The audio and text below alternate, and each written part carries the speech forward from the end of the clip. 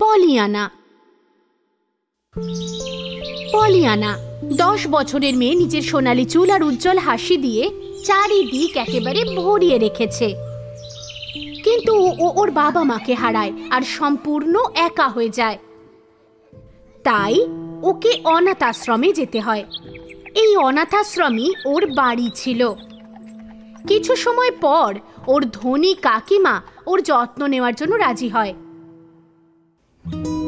Polyana ওর প্রাসাদ সম বাড়ি দেখে অবাক হয়ে যায়। এটা ওর নতুন বাড়ি ছিল। ন্যান্সি, মেয়েটার জিনিসপত্র সব ছাদে নিয়ে যাও। আমাকে নিয়ে আসার জন্য ধন্যবাদ। হ্যাঁ, কারণ আমার কাছে আর কোনো উপায় ছিল না। ন্যান্সির সঙ্গে নিজের ঘরে যাও আর হারিয়ে যেও না কিন্তু। বাড়িটা দারুণ, তাই কি? হ্যাঁ, পুরো স্থানটাই ধরে নাও না। আর এই জানলাটা দেখো, এটা দিয়ে উঠোনটা কি সুন্দর দেখা যাচ্ছে। এই ঘরটা বাড়ির মধ্যে সেরার সেরা। এটার দৃষ্টিভঙ্গির উপর নির্ভর করে। তেমন কিছু এখানে করার নেই, শুধু নিজের কাকিমার থেকে তুমি দূরে থেকো। ডিনার ঠিক সন্ধ্যে 6টায় সার্ভ করা হবে। যদি 1 মুহূর্ত দেরি করো তাহলে শাস্তি দেওয়া হবে। বুঝতে পেরেছো? হ্যাঁ ম্যাম। Thank you ma'am.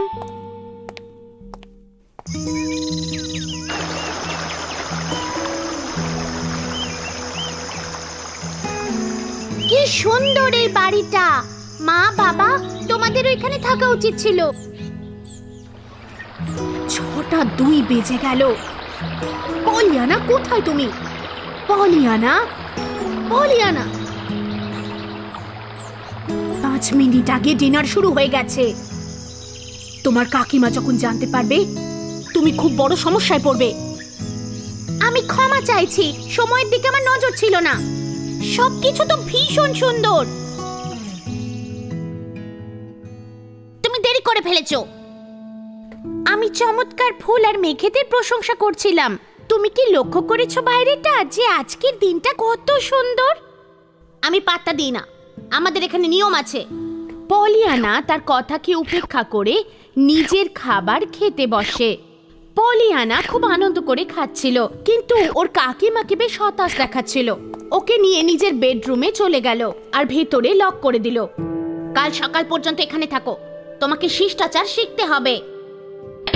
কাকিমা দরজা বন্ধ করে দিল। পলিয়ানা বিছানাতেই পড়ে রইল। পলিয়ানার প্রথমে খুব খারাপ লাগলো।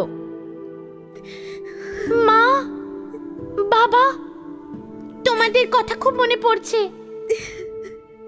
কাকিমা পৃথিবীর কোনো কিছুকেই প্রশংসা করে না, সে শুধু খারাপটাই দেখে। এখানে থাকলে তুমি সাহায্য করতে। পলিয়ানা দেখলো আর বাইরে চলে গেল। সন্ধেটা আজ খুব সুন্দর ছিল। পলিয়ানা জানলা দিয়ে বাইরেটা দেখলো। সম্পূর্ণ চাঁদ দেখতে পেল আর ফুলের মধ্যে তারাগুলো চকচক করছে উঠোনে। ওয়াও, এটা একদম পারফেক্ট, একদম ছবির মতো। ঠিক এমনটাই তো আমি চেয়েছিলাম। ধন্যবাদ মা আর বাবা। যদিও আমি আমার ঘরে বন্দি আছি, তাও আমি রাতের সৌন্দর্য উপভোগ করতে পারি। বাইরে থাকলে হয়তো আমার এটা চোখেই পড়তো না। আমি আমার কাকিমাকে দেখাবো জীবনে প্রফুল্ল থাকা, জীবনে ইতিবাচক প্রশংসার প্রয়োজন। আমি তাকে আনন্দের খেলা শেখাবো। পরের দিন সকালে ন্যান্সি যখন পলিয়ানার ঘরটা খুলল, তখন দুজন গ্রামের রাস্তা দিয়ে যাচ্ছিল।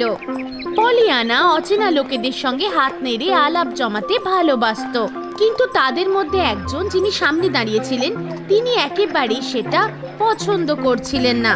সেই লোকটি কাউকে কিছুই বলছিল না। পলিয়ানা দৌড়ে তার কাছে গিয়ে বলল, আমি পলিয়ানা, তোমার নাম কি? মিস্টার পেন্ডলেটন। আপনার সঙ্গে আলাপ করে ভালো লাগলো পেন্ডলেটন। কেনাকাটার জন্য আজকের দিনটা ভীষণ সুন্দর, তাই না? নিশ্চয়ই। পলিয়ানা, ওনাকে একটু একা ছেড়ে দাও। আমি দুঃখিত স্যার। আবার দেখা হবে মিস্টার পেন্ডলেটন। তারা কেনাকাটা করতে এগিয়ে গেল। পলিয়ানা একটি খেলনার দোকানের সামনে ছোট্ট জিমির সামনে এলো। সে পলিয়ানাকে ওর বলের সঙ্গে খেলতে দিল আর ওরা খুব তাড়াতাড়ি বন্ধু হয়ে গেল।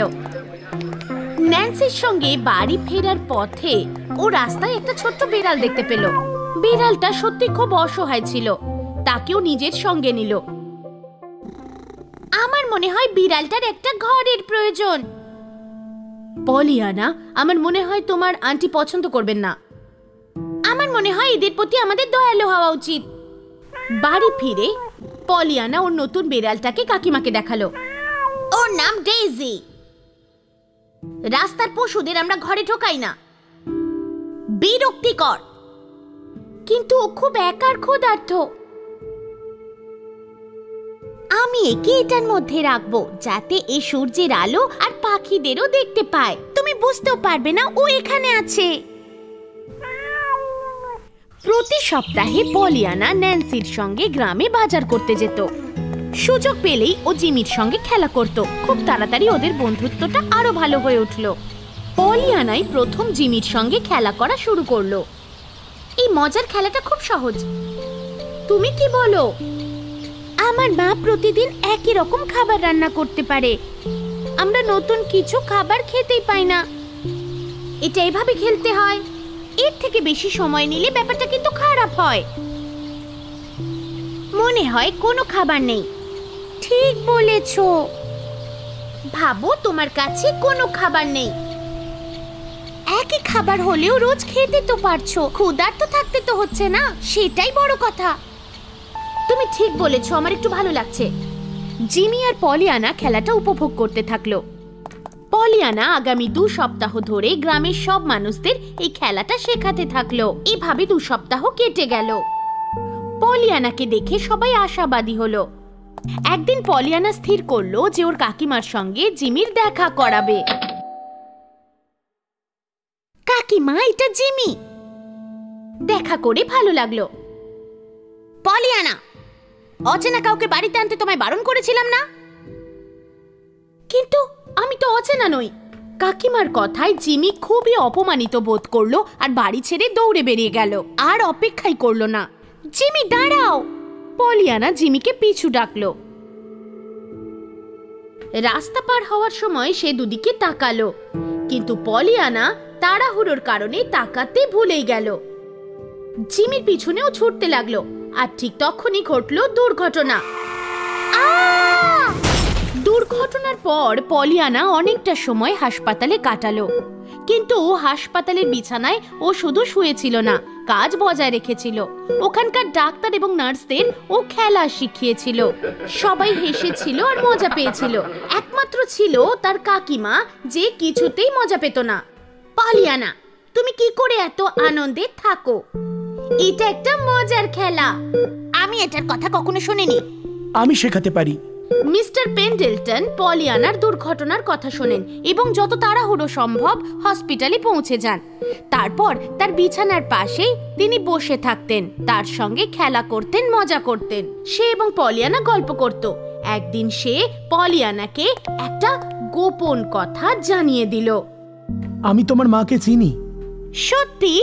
হ্যাঁ, তোমার মধ্যেই তাকে খুঁজে পাই। এটা তো দারুণ ব্যাপার। আমার কাছে প্রয়োজনের থেকেও বেশি টাকা আছে। তুমি কি আমার সাথে থাকতে চাও? তোমার খেয়াল রাখবো, আবার তোমাকে হাঁটতে শেখাবো। ও ওয়াও! বিশ্বাসই হচ্ছে না কাকিমাকে ছেড়ে আমি যেতে পারবো। আর সত্যি সত্যি কেউ আমাকে সাহায্য করবে ভেবে খুব ভালো লাগছে। মিস্টার পেন্ডেলটন আবার দেখা করার প্রতিশ্রুতি দিয়ে সেদিন চলে গেলেন। পলিয়ানা তার কাকিমাকে মিস্টার পেন্ডেলটনের প্রস্তাবের কথা জানিয়েছিল। তার কাকিমার ন্যান্সির চোখে জল চলে এলো এই ভেবে ও তাদের ছেড়ে কখনোই যাবে না। আমি এখন বুঝতে পারছি পলিয়ানা, মেঘ ও বৃষ্টিতে ভরা পৃথিবীতে তুমি উজ্জ্বলতার রশ্মি। আমি তোমাকে যেতে দেব না। আমরা তোমায় খুব ভালোবাসি। তুমি বুঝিয়েছো জীবনের সৌন্দর্যতা। তোমার সঙ্গে কাটানো প্রতিটা সময় আমরা উপভোগ করি। মিস্টার পেন্ডেলটন তার প্রচুর টাকা খরচ করে পেশাদার চিকিৎসকদের সাহায্যে পলিয়ানাকে আবার হাঁটতে সহায়তা করেন। কিছু মাস পর পলিয়ানা বাড়ি ফিরে এলো। মিস্টার পেন্ডেলটন জিমির সঙ্গে দেখা করলো আর পলিয়ানার জন্য তাকে সহায়ক হিসাবে নিয়োগ করলো। জিমি মিস্টার পেন্ডেলটনের কাছ থেকে অনেক কিছু শিখলো আর পরিবারের জন্য অর্থ উপার্জন করলো। প্রিয় মা আর বাবা, আমি তোমাদের প্রতিদিন মিস করি। কাকিমা এখন জীবন কতটা সুন্দর বুঝতে শিখেছে। জিমি আর মিস্টার পেন্ডেলটন একসাথে খুশি, আর আমি এখন আবার হাঁটতে পারি। ডেইজি বিড়ালছানা বিশ্বের সবচেয়ে মিষ্টি পোষা প্রাণী, আর আমি খুব খুশি। আমার মধ্যে ইতিবাচক এবং কমনীয়তা জাগিয়ে তোলার জন্য আমি তোমাদের কাছে সবসময় ঋণী। আমি যদি আমার হাঁটার ক্ষমতা না হারিয়ে ফেলতাম, তাহলে আমি বুঝতে পারতাম না যে স্বাধীনভাবে চলাফেরা করতে পারাটা কতটা আশীর্বাদ। অনেক ভালোবাসা নিও, তোমাদের মেয়ে পলিয়ানা। সমাপ্ত।